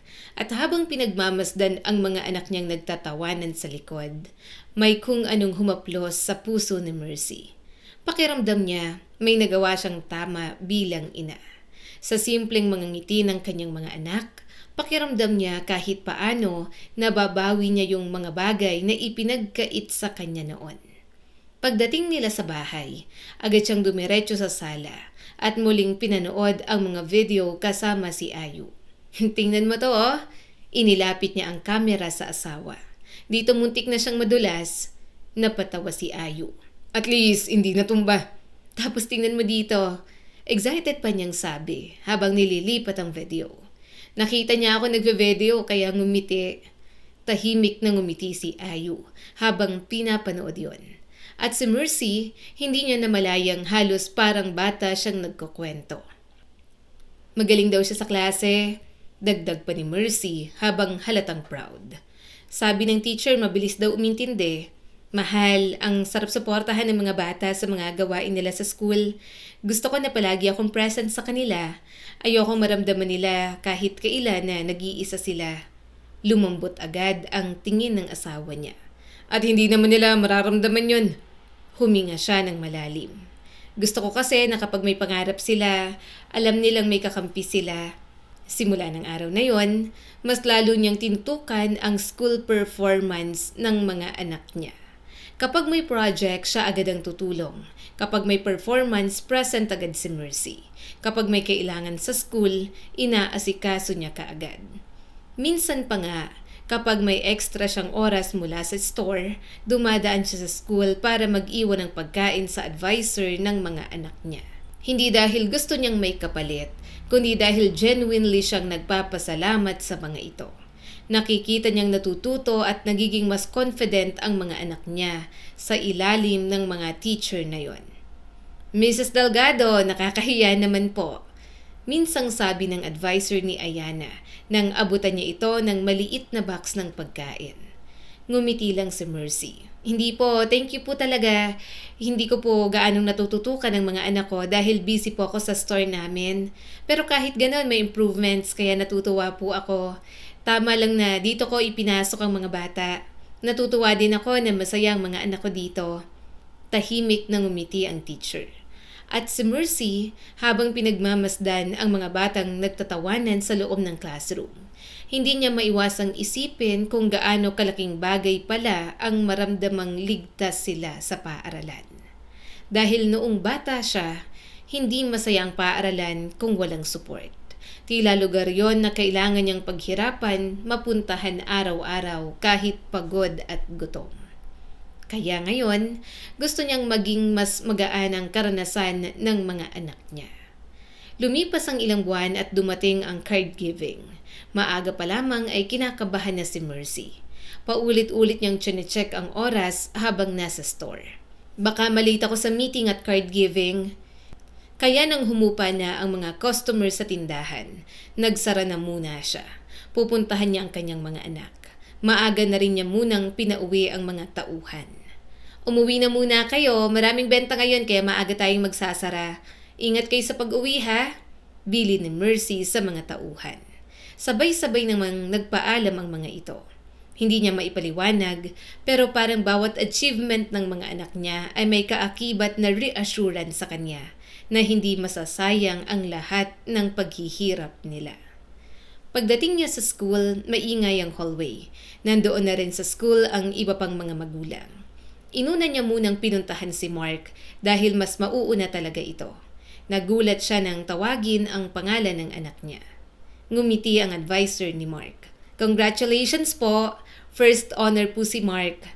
Umawang ang kanyang bibig at bahagyang natawa. First honor? Wow, thank you po! Nang makita niya ang card ng kanyang bunso, hindi makapaniwala si Mercy. Akala niya ay patuloy magiging mahina sa school si Mark. Gayunpaman, umayos talaga ito at nakinig siguro ng mabuti. Nang pumunta naman siya sa classroom ni Ayana, napangiti rin siya ng malawak. First honor din doon ang kanyang panganay. Mama, mahinang tawag ni Ayana. Napatingin siya sa mga anak at sa sobrang saya niya, agad niyang niyakap pareho ang mga ito. Ang galing yung dalawa, proud sa inyo si Mama. Siguradong matutuwa sa inyo ang papa niyo kapag nalaman niya. Biglang uminit ang mga mata ni Mercy. Ang OA ng reaksyon niya pero masaya lang talaga siya sa mga achievement ng mga bata. Proud na proud siyang napangiti at habang naglalakad sila palabas ng school, halos hindi niya mapigilang paulit-ulit tingnan ang cards ng mga anak. Mama, happy po kayo? Tanong ni Mark habang hawak ang kanyang kamay. Napangiti siya rito. Sobra, happy ako kasi pareho kayong matalino. Ngunit habang pababa sila ng hagdan malapit sa covered court, narinig niya ang mahihinang boses ng ilang nanay na nag-uusap. Nakikita niya roon ang ina ng kaklase ni Ayana, na medyo may kayabangan at hindi matanggap kanina na second lang ang anak nito. Natural, first honor. Palaging may pabigay sa teacher eh. Favorite kasi. Anak ko rin naman matalino pero at least hindi ako sip-sip sa teacher. Unti-unting nawala ang ngiti sa labi ni Mercy. Parang may malamig na tubig na ibinuhos sa kanya. Tumingin siya sa mga bata. Mga anak, mauna na kayo sa sasakyan. May kakausapin lang si Mama, ha? Tumangon naman ang mga ito. Hinawakan ni Ayana si Mark. Mark, halika na. Tahimik siyang napahinto. At habang mas lalong lumilinaw ang usapan ng mga babae sa likod niya, unti-unting sumikip ang kanyang dibdib. Hindi naman siguro top yun kung walang sip-sip. Napakuyom siya ng kamay at hinarap na ang mga ito. Ano pong ibig niyong sabihin? Biglang natahimik ang grupo ng mga nanay. Hindi niya kayang manahimik. Hindi ngayon, hindi pagdating sa mga anak niya. Sinubukang sumagot ng isang nanay. Wala naman ho. Huwag na po tayong maglokohan. Putol niya agad habang pilit pinapakalma ang sarili. Kung may problema ho kayo, diretsuhin nyo na lang. Nagkatinginan ang mga babae. At habang nakikita ni Mercy ang mga ekspresyon ng mga ito, mas lalo niyang naramdaman ang pag-init ng dugo niya. Seryoso niyang tiningnan ang mga ito. Anong karapatan yung questionin ang pagiging nasa top ng anak ko? Hindi niyo alam na pinaghirapan ng mga anak ko yung grades na yon. Araw-araw kong nakikitang nagpupuyat ang mga bata. Araw-araw kong nakikitang nagsisikap. Kaya hindi ko matanggap na babastusin lang ng chismis na tong mga anak ko. Hindi naman namin sinasabing hindi magaling ang anak mo. Napailing si Mercy. Pero yun na rin ang ibig niyong sabihin. Appreciation lang yung pagbibigay ko sa teachers, hindi suhol. Masyado niyong minamasama. Bakit ba kasi laging may dala? Tanong pa ng isang nanay. Dahil thankful ako. Bakit bawal bang maging thankful? Busy ako sa store namin. Minsan ko lang matutukan sa pag-aaral ang mga anak ko. Kaya malaking bagay sa akin na magaling ang teacher na nagtuturo sa kanila. Natutuwa ako na may improvements ang mga anak ko, kaya hindi pwedeng magpasalamat? Napailing siya habang pilit kinokontrol ang emosyon. Hindi ko kailangan bumili ng grades ng mga anak ko dahil alam kong matatalino sila. Alam ko kung gaano sila kasipag. Walang nakasagot agad kay Mercy. Ramdam niya ang mabilis na tibok ng puso. Hindi siya sanay sa confrontation na ganoon. Ngunit buong buhay niya, masyado na siyang maraming nilunok na pangmamaliit. Ayaw niyang maranasan din yon ng mga anak. Kung may concern po kayo sa grading, dagdag pa ni Mercy habang pilit pinapakalma ang sarili. Siguro po sa teacher niyo itanong, pero wag niyong babawasan yung effort ng mga bata kasi pinaghirapan din naman yon ng mga anak ko. Naiinis siyang lumabas ng school, pero nang makita niyang mga anak, ngumiti na lang siya. Pinakita ni Mercy na okay siya. Kasi sa araw na yon, mas mahalagang ipagdiwang niya ang mga nakamit ng mga anak kaysa sirain ang araw sa mga tsismosang wala namang ambag sa mga buhay nila. Hindi agad nakatulog si Mercy nang sumapit ang gabi. Tahimik silang nakahiga ni Ayu sa kama habang mahimbing nang natutulog sa kabilang kwarto sina Ayana at Mark. Mahina lamang ang ilaw mula sa lampshade sa gilid ng kama. Ngunit sapat yun para makita ni Ayu ang seryosong ekspresyon sa mukha niya. Hindi ko talaga matanggap, bigla niyang sabi habang nakatingin sa kisame. Pinaghirapan ng mga bata yung grades nila. Pagkatapos ay kung ano-ano lamang ang sasabihin nila. Tahimik lang si Ayu habang nakahiga sa kanyang tabi. Alam mo kung paano mag-aral si Ayana. Napabuntong hininga si Mercy. Pati si Mark, kahit nahihirapan, minsan pinipilit niya. Tapos iisipin lang nila na dahil may binibigay akong pagkain sa teacher. Inis na inis pa rin si Mercy. Hindi niya inaasahang masasaktan siya ng ganoon. Hindi naman siya galit dahil pinag-usapan siya. Sanay na siya sa chismis. Wala siyang pakialam kahit husgahan pa siya mula ulo hanggang paa. Ang hindi niya matanggap ay yung nadamay ang effort ng kanyang mga anak. Para bang hindi enough na nagsusumikap sila, mahina niyang dagdag. Kailangan may ibang dahilan agad. Porke nagtapang mga anak ko, ang sabihin nila, mas magagaling sina Ayana at Mark kesa sa mga anak nila. Mga insecure. Kung gusto nilang manguna ang mga anak nila, mag-effort din sila gaya ko. All-in nilang ibigay ang support sa mga anak nila. Bahagyang natawa si Ayu at niyakap na lang siya habang nakikinig. Minsan naiisip ko, baka mali rin ako na sobrang tutok ako sa school nila. Napahinto siya sandali. Umiling agad ang asawa niya. Hindi maling suportahan ng mga anak natin. Pero baka naman nasosobrahan na rin ako. Mercy, marahan itong hinawakan ng kamay niya. Alam natin ang effort mo para sa mga bata at ang mismong effort nila para sa sarili nila. Kaya mga sinasabi ng ibang tao tungkol sa atin, huwag mo na masyadong dibdibin. Napabuntong hininga na lang siya. Nag-file ako ng leave. Napakunot na si Mercy. Ha? Napangiti naman ang kanyang asawa. Mag-out of town tayo. Pumunta tayong Boracay. Ako ang bahala sa gastos. Talaga? Nanlaki agad ang kanyang mga mata. Kailangan mo magpahinga. Ako na mag-aasikaso. Basta dadalhin ko kayo ron at magbabakasyon tayo. Napanganga siya. At si Ayu natatawa lang habang nakatingin sa kanya. Hindi ka marunong mag-relax. Hinaplos nito ang buhok niya. Kaya ako nang gumawa ng paraan. Tahimik siyang napangiti at unti-unti nang may kung anong lumuwag sa dibdib niya.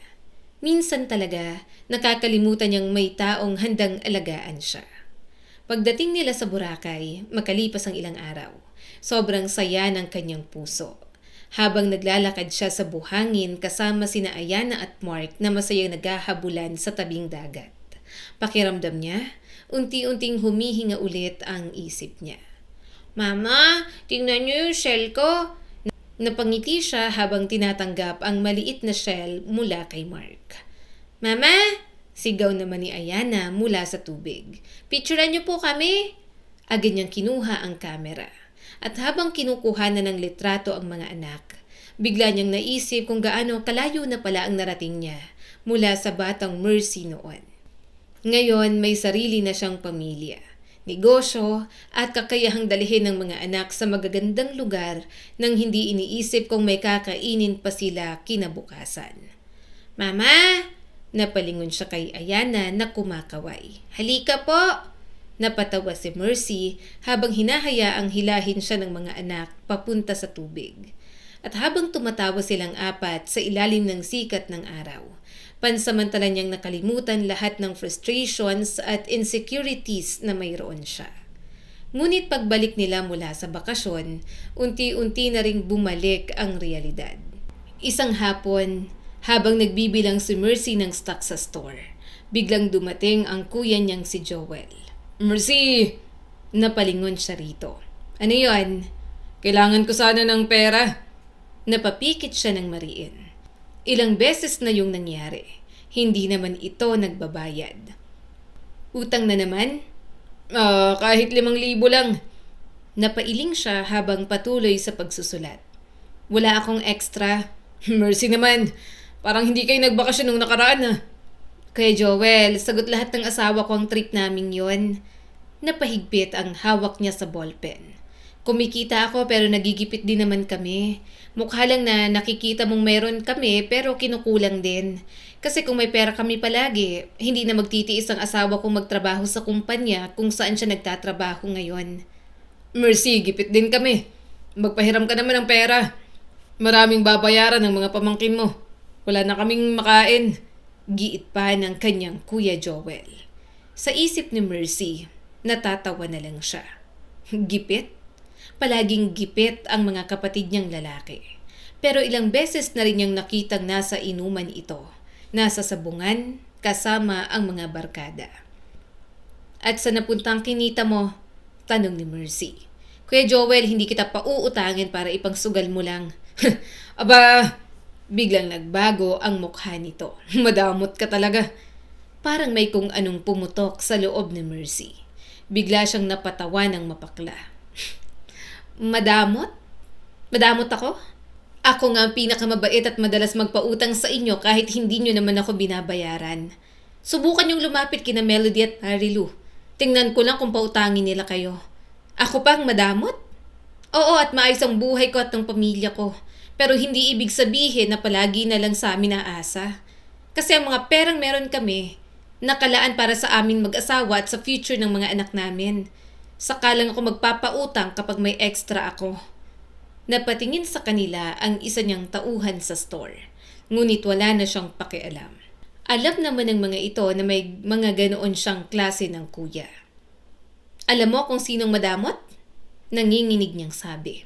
Yung mga taong binigyan na ng pagkakataon pero sinayang. Buong buhay kayong pinaboran. Tahimik na napatigil si Joel. At si Mercy, pakiramdam niya, taon-taong sama ng loob na ang lumabas sa bibig niya. Kayo yung mga hinayaang walang gawin sa bahay, habang kaming mga babae nagtatrabaho tapos minamaliit pa. Nanikip ang dibdib ni Mercy. Kayo yung laging pinapaboran.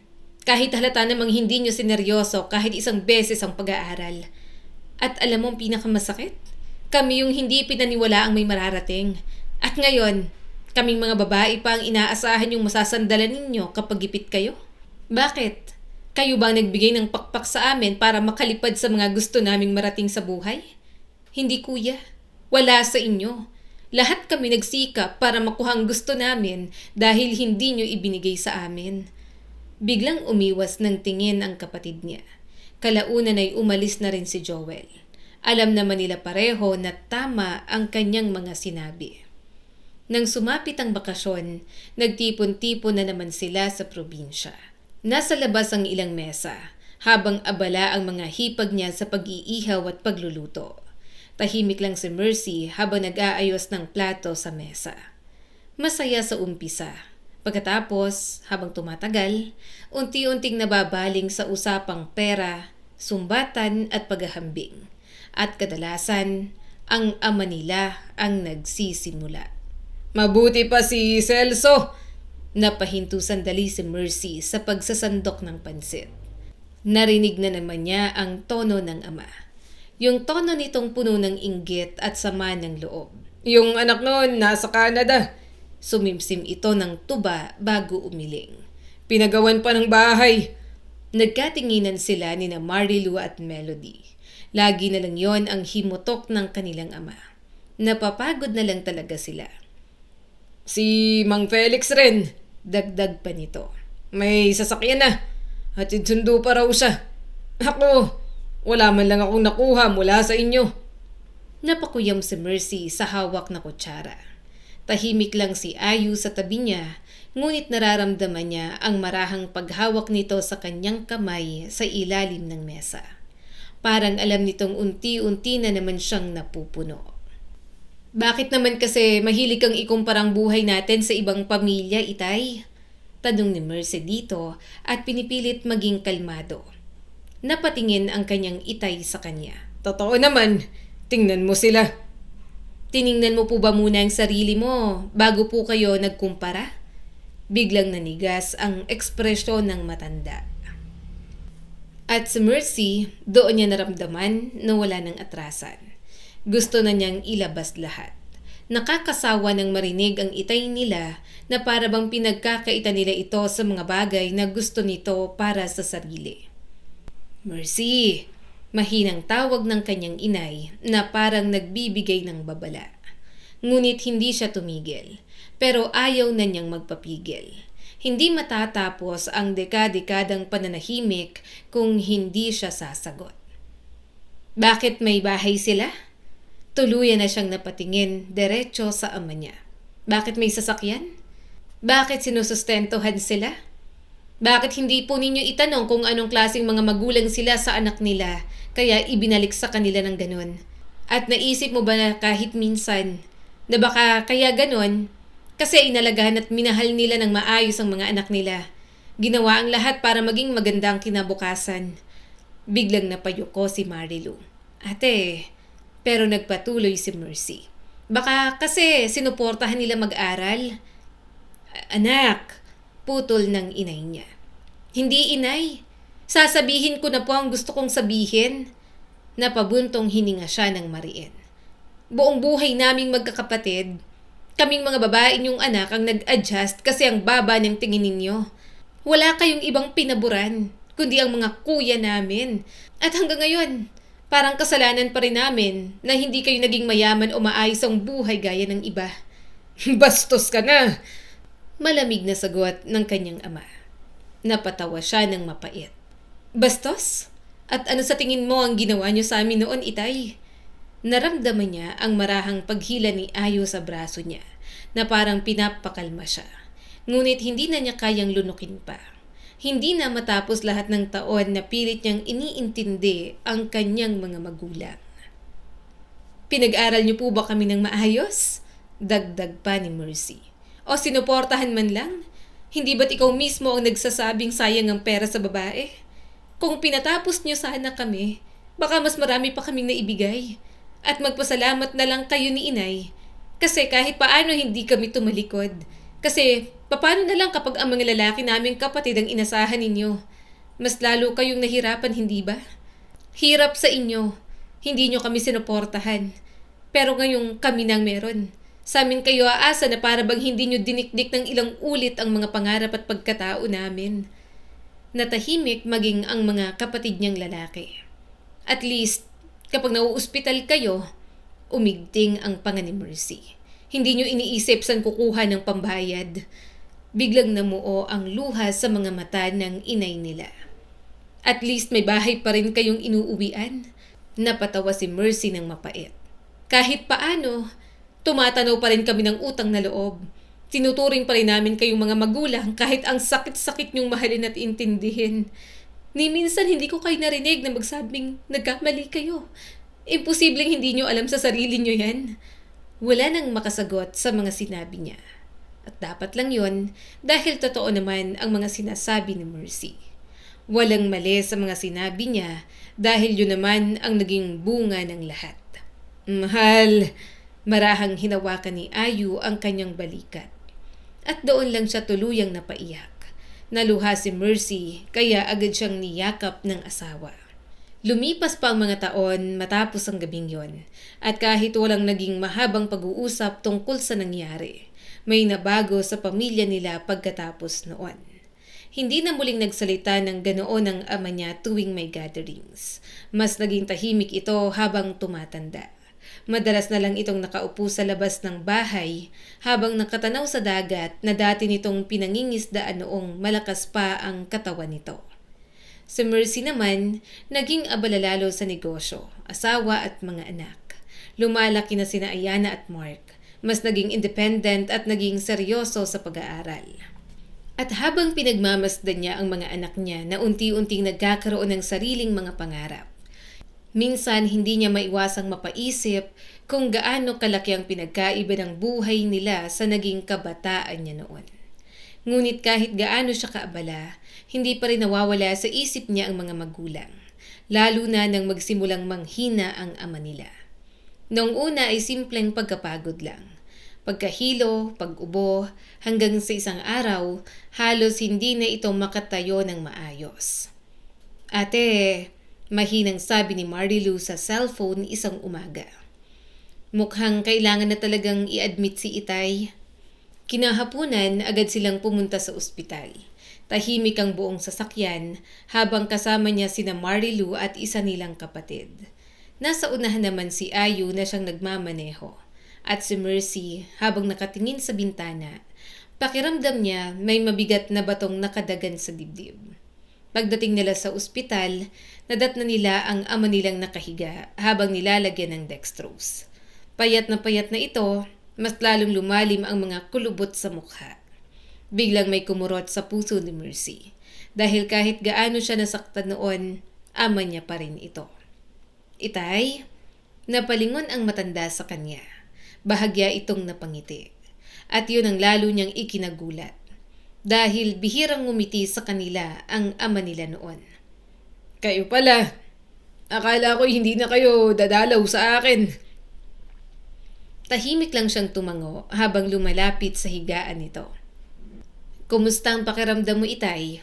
Ayos lang. Nang dumating ang doktor, sa labas sila nag-usap. Tinanong niyang lagay ng kanyang ama pero nagulat siya sa sunod nitong sinabi. At base po sa lagay niya, saglit na tumingin ang doktor sa papel na hawak nito. Posibleng ilang buwan na lang. Ano po? Ibig sabihin, may taning na po ang buhay ng Itay namin? Tumango naman ang doktor. Yes.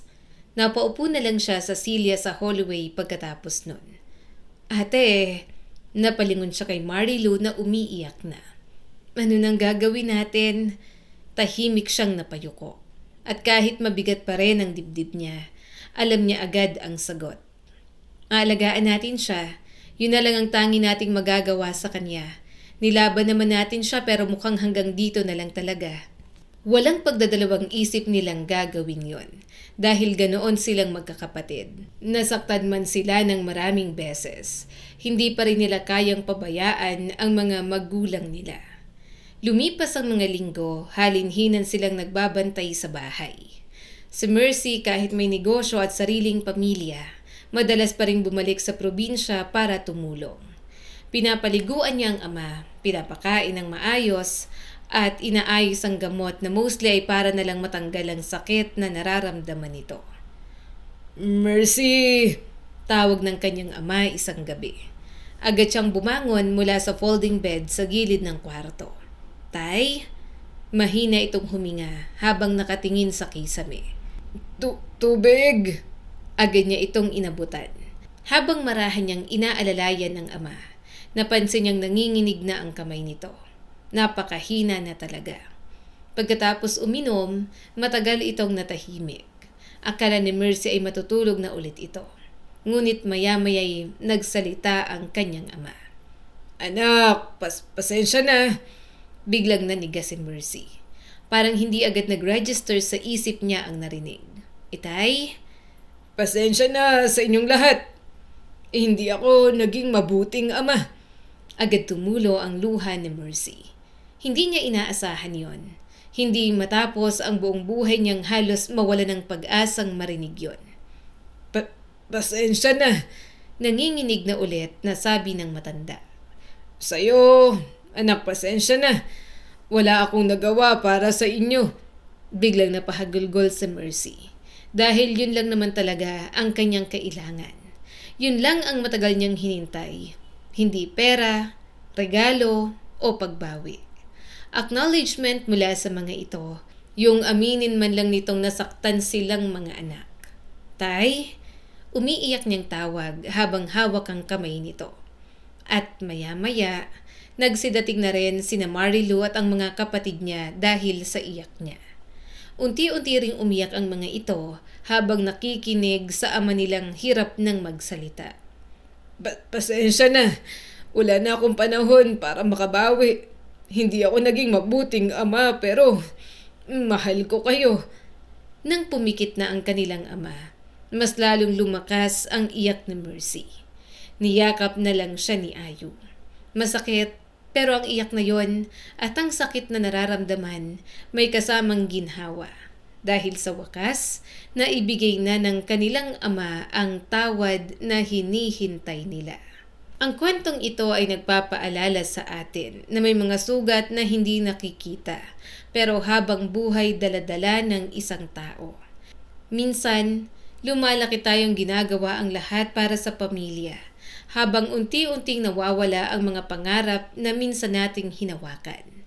Pero sa huli, ipinapakita ng kwento na mahalagang maramdaman natin sa ating tahanan ang pagmamahal, suporta at pagpapahalaga. Dahil may mga salitang kahit kailan hindi kayang palitan ng pera o panahon. Muli, ako po si Skylar Guro at sana may bago na naman kayong natutunan sa kwento natin ngayon. Maraming salamat po.